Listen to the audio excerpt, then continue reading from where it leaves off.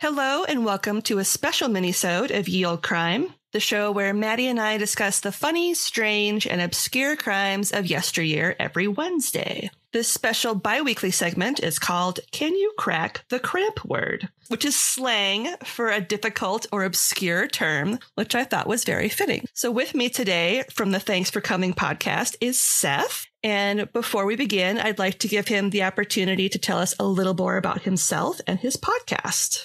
Oh, I thought my name was Maddie from the intro. I thought we were going in a different direction. I was like, hi, my name is Maddie. Today we're going to be talking to you about the murders of Ye Olde London. I don't know. But for real, my name is Seth, and I'm coming to you from the Thanks for Coming podcast. And I am in my mid-30s. I don't know. I'm interested in people that are comfortable with themselves and can make me laugh, people that like to cuddle. So if anybody... Is this the wrong show for that too? This is also his Tinder profile. So yeah, I was like, well, I was just figuring I'd give it a shot. Tinder wasn't really popping lately. So... But yeah, I don't know. I'm a podcaster and I like listening to Lindsay's podcast, and we have a good time chit chatting with each other down behind the scenes. Can't tell you what it's about, but I can guarantee that there are talks about dicks. And I mean, yeah. Lots of dick talk. Yeah. Lots of dicks. What else would you want to talk about? I don't know.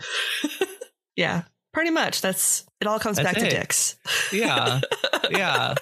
But yeah, no, I don't listen to a lot of true crime podcasts. I will admit to that, but I do listen to Lindsay and a few others. I don't know if I'm allowed to list your competition on this podcast. Oh, go ahead. That's fine. I really like the people over at Best Served Cold. I'll listen to their podcast a lot. I really like them too. They did a really fun one about the Kurt Cobain theories, conspiracy theories. I really like that one a lot because I don't know. It's just so interesting to me. I've watched documentaries about it before, so it's always interesting to listen to them and so I like them a lot. And I listen to lots of gay podcasts because I have to get all the tea for our RuPaul's Drag Race podcast. So I have to, of course, stay on top of all the drama and figure out what everyone's talking about. So I listen to all the drag queen podcasts too. Yeah. I will say I do listen to your podcast, even though I don't actually watch Drag Race, but it's just so fun listening to you guys gossip and throw shade on people. And it's just, it makes me feel like we're all at a brunch and just having a good time together. So that's something I really enjoy about your podcast. Yeah, we definitely love to just have fun, but of course we can be serious when it needs to be serious. Yep. Some of the drag queens do questionable things and have questionable pasts, and it's it's kind of hard to get really excited about you. And I know you've done these things before. Yeah. So it's just if we have to talk about it, we got to talk about it because, in addition to just being about RuPaul's Drag Race, we're sort of I guess you could maybe even call us an LGBT culture podcast. Mm-hmm. Because we used to have a segment where we would talk about news stories and gossip and, big cases involving LGBT community members and things like that. It's just, we kind of, I don't know, evolved that out because the podcast just got really kind of long and arduous. Yep. So, but yeah, so it's we like to advocate for the community as well. So, we'll have podcasts about trans life matters and Black Lives Matter and just trying to give a little bit more love out into this world because not everybody does that these days. Yeah. Well, and it's important to have representation, so I appreciate that about your guys' podcast because you're not just zeroing in on the one aspect of your podcast that it's actually about. You're talking about the broader LGBT community and making sure that you are covering things that are important to that demographic. So it's good. I like that.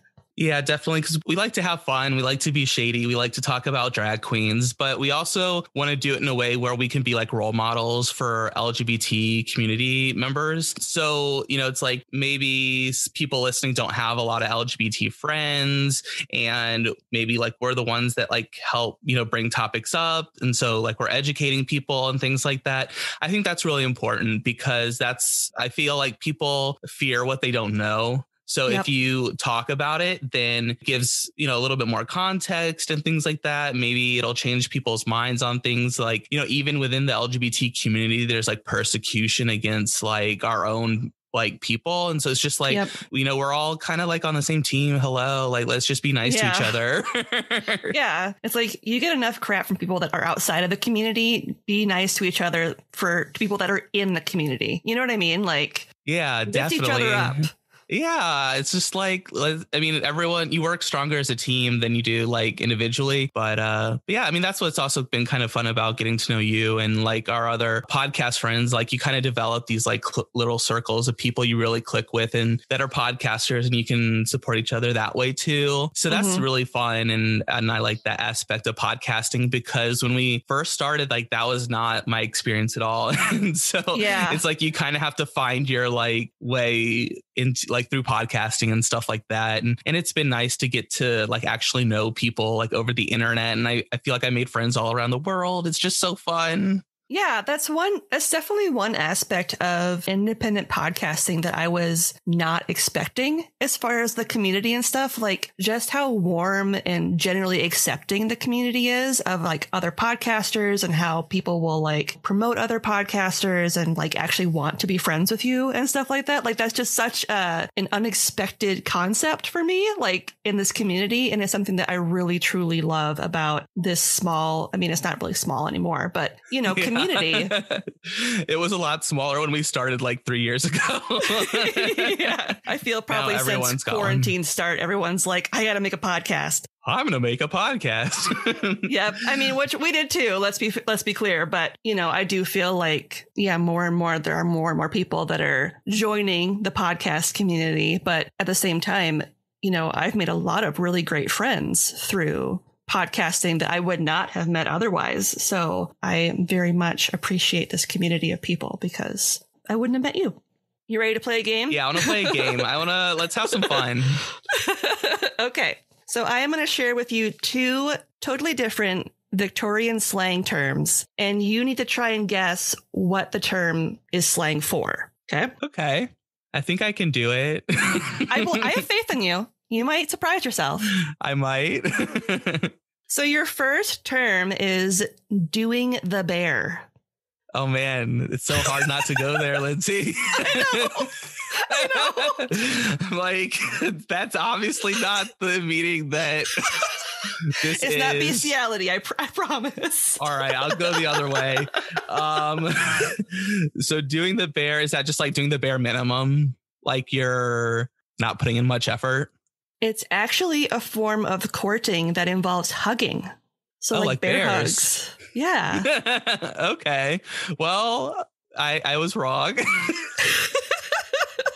I'll admit it. But your logic was there, though. Yeah, I felt like I was like, wow, this just seems too easy. Like, so clearly I need to put a little bit more thought into it next time. But logically, you were there. You were like, yeah, doing the bare minimum and not animals. Because that's wrong.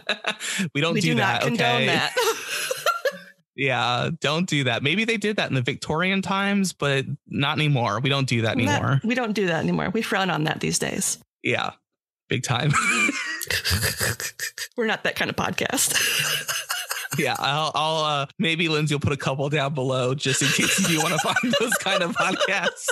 No pressure. Here's some links to what might be up your alley. Links, everybody. Yeah. We're just here to help all the podcasters. Okay. So your second term is Cupid's kettle drums. Oh, gosh. Cupid's kettle drums. Like initially, I want to say boobs. Is that it? They're boobs. Oh my God. Yes. Boobs. Boobs. Wow, I got one. I'm like thinking, what? I'm like, we got to think about on topic with Cupid. And I'm like, kettle drums. I'm like, it just seems a little too literal. I didn't think that like Cupid was into like Rasta, like steel drum music. So it's Jamaican love songs. That's what it's. Yeah.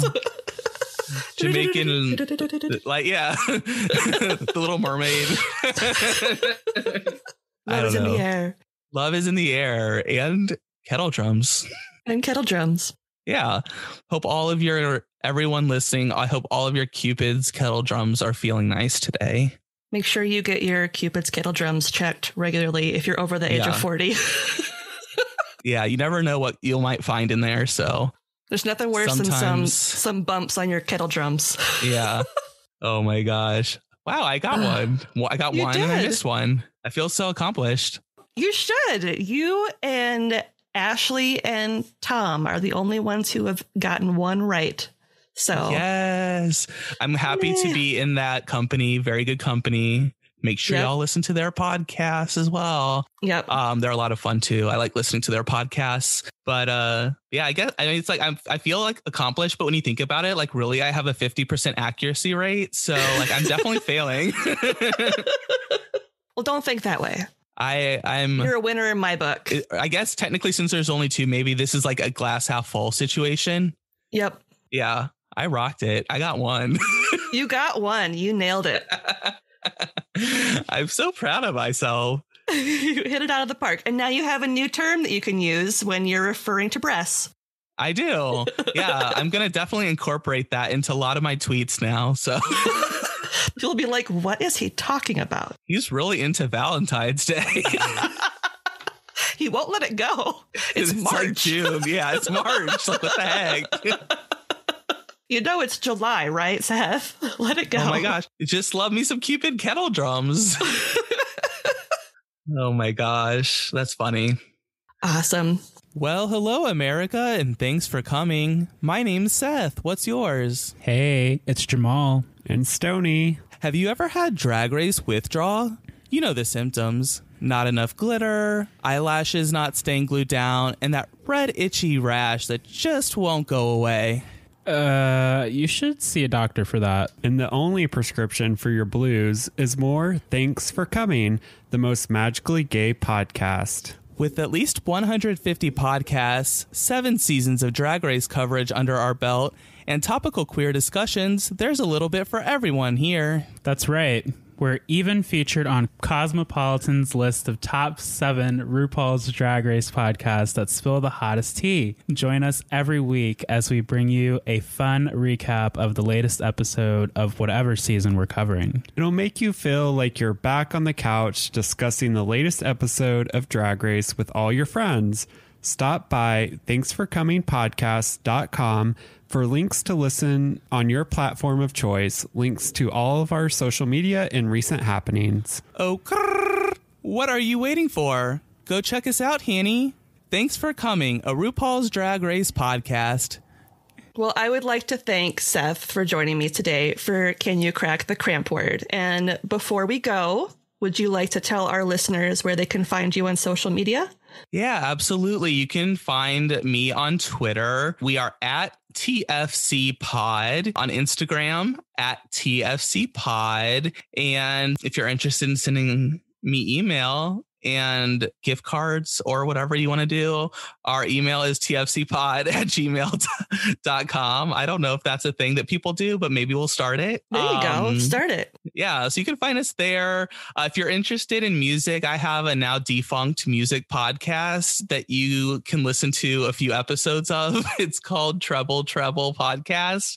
And you can find that over on Twitter and Instagram at Treble Treble Pod. So that would be good for you if you like listening to like album deep dives. Yeah, it's a really good podcast.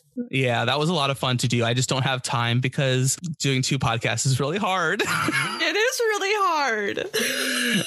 Especially right now over on Thanks for Coming. They're airing 2 seasons of RuPaul's Drag Race at the same time. So we're like covering both seasons. And it's just like with that plus another podcast, it was just like, I thought I don't know. I was just getting burnt out. It's just too much for me to do because like I'm just an indie podcaster. So I do have a full-time job that takes most of my attention. So as much fun as it was, like, it's just too much. Yeah. And that's one of those things where I think it's hard for people that don't podcast themselves to understand just how much work and time goes into doing a podcast, because I think everyone just assumes everyone has a producer that like edits their episodes for them and all that kind of stuff. And it's like, no. I wish. I wish I had somebody that I could be like, intern, edit this episode for me. I know. That's also like part of my like Capricorn, let me do it myself sort of attitude. I'm just like, I don't trust other people to touch our podcast. They might mess it up or something. Yeah, that's definitely the Leo in me as well. I'm like, I have to do it. I can't let it go. Yeah. But it's a lot of work, but it is also really rewarding and it's really fun. With the Thanks for Coming podcast, it's just mainly like watching TV and kind of discussing what happened in a show. But with the music podcast, I was having to do like a lot of research and basically writing out a whole script of like what I wanted to present and things like that. So that took a lot of work. It's just, all the editing, all the promoting on the internet. So yeah, it's a lot of work. So if you enjoy listening to Ye Olde Crime, maybe you should tweet Lindsay how much you appreciate all the work that she and Maddie do. That's why I feel like, it sounds like lip service when we ask for like ratings and reviews and stuff, but it's like hearing what people think, just something that simple means so much to an independent podcaster, because it's like you're validating all the hard work that we put into this thing that we love doing. Yeah, it's like money would be nice, but really just like having interaction with people online is pretty rewarding. So it's like really, it's pretty free to just leave reviews.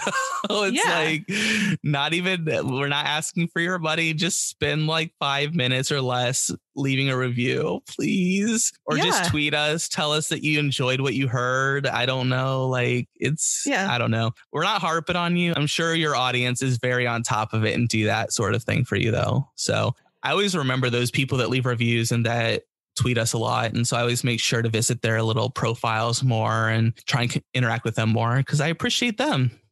Yep. For sure. Yeah, there are definitely members of our fan base that I like interact with on social, and I make sure that I interact with them because they're important to us. Do you regret having me on your show before we leave? No, this was awesome. Thank you for coming on. This was great. Great. I had a lot of fun.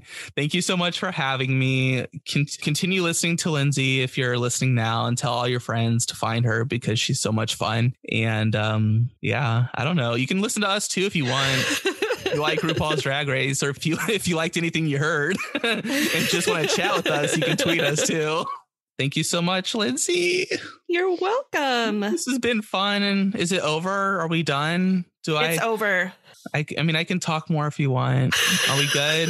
You got it all? We're good. All right. I fulfilled my duties as a podcaster and now bid you adieu.